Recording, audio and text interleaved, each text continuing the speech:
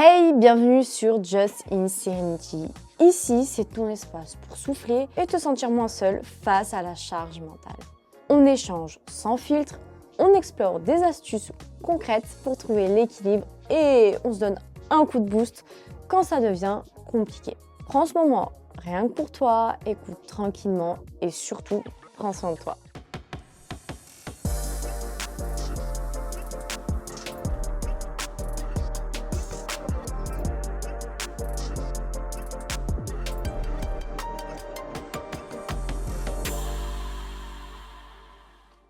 Aujourd'hui, j'ai envie de te parler d'un sujet qui, franchement, on le vit tous à un moment donné ou à un autre dans notre vie. Si je te parle de l'échec, ça te parle, non? Que ce soit un projet qui tombe à l'eau, un examen raté ou bien une relation qui s'effondre, bref, peu importe la forme que ça prend, l'échec, on le connaît tous ou on l'a déjà tous connu. Et je sais pas toi, mais pour moi, ça a fait super mal. Vraiment. Ça commence souvent pareil. Tu te demandes même directement pourquoi toi? Pourquoi moi en fait, ouais? Qu'est-ce que j'ai fait pour mériter ça? Et t'as peut-être même cette petite voix dans ta tête là. Ouais, cette voix là. Qui te souffle que t'es nul et que tu n'y arriveras jamais. Et même que t'as perdu peut-être ton temps. Bref, tu doutes de tout et rien ne va. On va pas se le cacher. C'est tellement facile en plus de tomber dans ce piège là. Quand tout s'écroule, t'as vraiment l'impression que ça va être impossible de remonter la pente. Mais t'inquiète, le truc c'est que l'échec, c'est pas une fin en soi. C'est juste un moment difficile, mais c'est un point de passage. Le vrai défi, c'est pas d'éviter l'échec, parce que ça, c'est carrément, impossible. Le vrai défi, il est là, c'est comment tu fais pour te relever après ça. Je vais pas te mentir, on est honnête, c'est souvent long et ça peut faire super mal.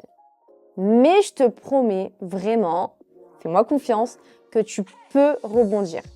Et surtout, que tu peux t'en sortir encore plus forte ou plus fort. Tu vas me dire, mais Justine, mais je fais comment en fait? Comment je fais pour me relever après un échec en fait? Et je vais te dire, écoute ce podcast. Alors, je vais partager avec toi des étapes qui m'ont personnellement aidée et qui, j'espère, vraiment t'aideront aussi. La première étape, c'est accepter l'échec. Alors, je sais, tu vas me dire, waouh, trop dur, et c'est la pire étape à mon avis. Mais c'est aussi la plus importante. Accepter l'échec, c'est pas juste se dire, ok, j'ai raté les amis. Non. C'est vraiment déjà se dire et te dire que c'est normal. L'échec, ça arrive à tout le monde. Et surtout, encore une fois, ce n'est pas la fin du monde. Du tout. Parfois même, on a ce sentiment qui nous dépasse. Je te parle ici de ce sentiment de tout réussir, d'être parfait et de tout réussir du premier coup. Mais entre toi et moi, vas-y, viens, on parle tranquille. On est honnête, non? C'est impossible. C'est impossible parce que je suis désolée, je vais casser ton délire, mais t'es humain. T'es humaine et je suis humaine. Et être parfait, ce n'est pas possible. On se plante tous à un moment donné. On ne peut pas être bon de partout en plus et réussir partout. Ou tout simplement réussir du premier coup. Mais c'est comme ça et ça fait partie du jeu. Je te rassure, moi j'ai toujours eu ce sentiment de la peur de l'échec. C'était toujours lié à cette envie de toujours vouloir tout contrôler, vouloir tout réussir, mais de partout et dans tout. Que ce soit dans mes projets personnels, dans aussi tout ce que j'entreprenais à l'école, dans mes missions d'entreprise, dans mes loisirs, bref, de partout. Je pense que tu me connais maintenant, si tu as écouté un peu des anciens épisodes, tu me connais un peu plus et tu sais comment je suis. Et je me souviens aussi de la première fois où j'ai vraiment dû accepter un échec. Alors là, crois-moi, c'était vraiment une étape difficile. C'était difficile aussi de digérer. Pour t'expliquer, c'est un examen. J'avais pourtant bien révisé, vraiment à fond. Je m'étais organisée pour, je m'étais préparée vraiment pour. Et le jour J, j'avais tout donné. J'avais, comme on dit, donné le meilleur de moi-même. Et pourtant, aïe, tu connais le résultat, hein, j'ai échoué. Sur le coup, ça fait super mal. Parce que en vrai, tu t'en veux, je m'en suis voulu. J'ai culpabilisé vraiment pendant des jours, même peut-être des semaines. Et j'étais vraiment obsédée pertinemment, constamment par ce sentiment de ne pas être à la hauteur, d'avoir révisé pour rien, de ne pas avoir en fait réussi. Et ouais, ce sentiment d'être nul en fait. Vraiment, ça prenait tout le contrôle en fait. Tu dois te demander aussi pourquoi j'ai échoué. Il y a plusieurs raisons à cela. Bien évidemment, le stress, la pression que je me mettais et cette peur, bien évidemment, de l'échec. Tout ça m'ont fait perdre mes moyens. Mais un jour, j'ai enfin réalisé que tout le monde passe par là. J'ai donc commencé aussi à en parler autour de moi. Et devine quoi? En fait, personne réussit tout du premier coup. Et tout le monde passe par l'échec et tout le monde est déjà passé par l'échec. C'est une étape de la vie. C'est à ce moment-là que j'ai compris qu'accepter l'échec, c'était juste un pas vers la suite, voire même peut-être le meilleur. Alors, laisse-moi te dire quelque chose vraiment d'important. Prends le temps qu'il te faut pour digérer cet échec, pour aussi le ressentir.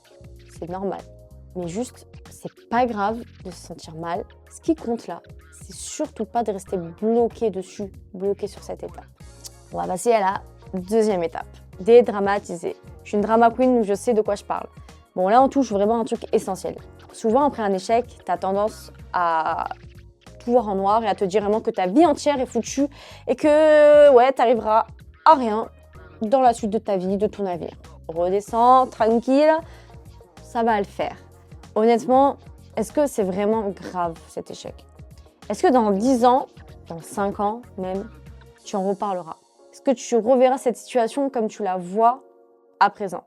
Pose-toi ces questions et en fait, tu verras que la réponse, c'est souvent non, en fait, non.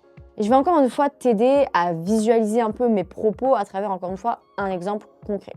Un jour, j'avais préparé une présentation super importante. C'était un oral. J'avais, tout misé là-dessus, comme au poker, tu vois. Et comme à mon habitude, j'avais tout préparé, révisé, enfin bref, tout ce que tu veux. J'avais même, comme à mon habitude, anticipé les questions de mes camarades et de mon prof. Mais le jour J, attention roulement de tambour, rien ne s'est passé comme prévu. Comme à mon habitude, j'étais trop stressée car je me mettais cette pression de tout vouloir réussir et réussir du premier coup. J'avais peur de l'échec. Et pour te dire, cet échec, je le vois un peu comme ce microbe, tu vois, avec le Covid là, c'est pareil.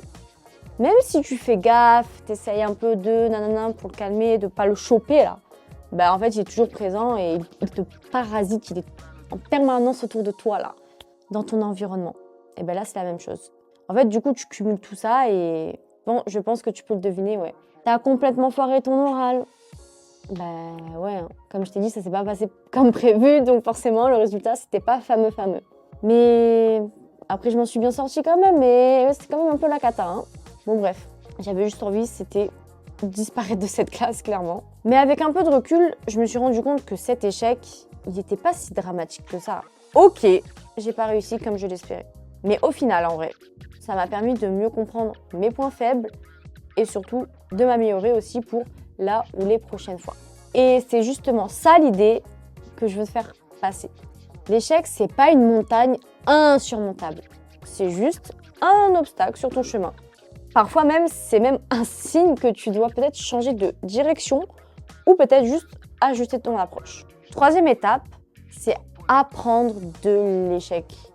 Et là, tu vas me dire, mais qu'est-ce que j'en apprends en fait? Mais qu'est-ce qu'elle me raconte? Elle m'a saoulée avec ces conseils-là. L'échec, il n'est pas là pour te dire que t'es une grosse merde et que tu n'y arriveras pas et que tu dois te sentir comme une merde. Pas du tout. L'échec fait partie, comme je t'ai dit, de la vie. Et il est là pour t'apprendre quelque chose. Et tu vas me dire, mais j'en ai marre de ces phrases-là, un peu trop belles et tout, on idéalise et tout. Je sais que c'est pas facile. C'est plus facile à dire qu'à faire. Et même moi, encore sur des périodes, j'essaye de l'appliquer, c'est difficile. Mais je le fais. Donc tu peux le faire, on est ensemble. Mais c'est super important de le faire. Chaque échec a quelque chose forcément à t'apprendre. Attention, il faut vraiment voir l'échec limite comme une opportunité. Pose-toi la question, qu'est-ce que cet échec peut m'enseigner? Peut-être que tu as mal géré une situation, que tu n'as pas pris en compte certains facteurs. c'est là que tu peux apprendre. Et crois-moi, l'échec t'apprend souvent des choses que le succès ne peut pas t'apporter. Je vais encore une fois te citer une anecdote pour illustrer tout ça. Mon premier appel téléphonique avec un prospect. Bon, tu peux le deviner, c'est bon, hein, d'un moment on parle de l'échec, nanana, c'est bon, vas-y dis-le. Oui, j'ai foiré, voilà, c'est bon. J'ai su pourquoi en fait au final. J'étais trop stressée, j'appréhendais les questions potentielles du prospect auxquelles je ne pouvais peut-être même pas y répondre. J'étais pas du tout à l'aise, mais du tout. En fait, tout ça font que ouais, j'ai complètement foiré. Mais à l'heure actuelle, est-ce que c'est grave? Bah non, pas du tout. Ça m'a juste appris à mieux gérer mon stress, mieux gérer mon éloquence, si je puis dire, et mieux communiquer avec des prospects. Le plus dur, je sais, c'est de se dire que l'échec fait partie du chemin. Mais vraiment, une fois que tu as compris ça, tu réalises que chaque échec te prépare à mieux réussir la prochaine fois. 4e étape, prendre du recul.